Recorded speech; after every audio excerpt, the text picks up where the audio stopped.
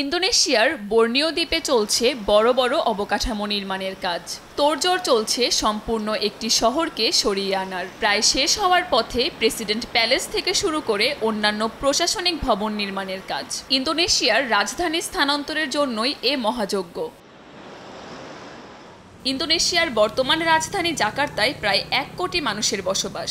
যানজট, বায়ুদূষণ থেকে শুরু করে অল্প বৃষ্টি হলেই রাস্তাঘাট তলিয়ে যায় পানিতে। এরকম নানা সমস্যায় জর্জরিত ইন্দোনেশিয়ার প্রধান এই শহরটি। এজন্য দেশটির রাজধানী সরানো হচ্ছে বর্নিও দ্বীপের পূর্ব কালিমান্তানে। নতুন এ রাজধানীর নামকরণ করা হয়েছে নুসান্তারা।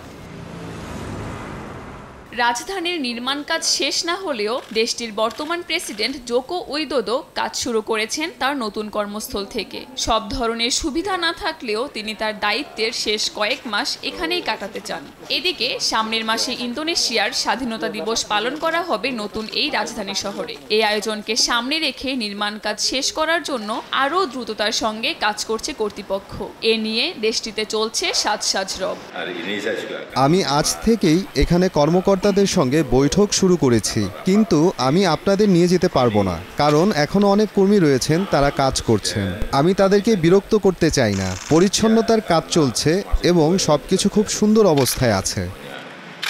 নুসান্তারাকে নতুন রাজধানী করা হলেও জাকার্তা থাকবে দেশটির অর্থনৈতিক কেন্দ্র হিসেবে।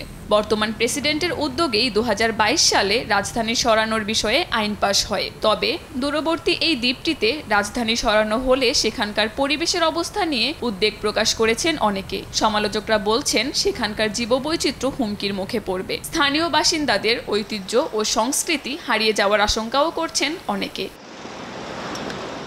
কাকুলি আক্তার, সময় সংবাদ।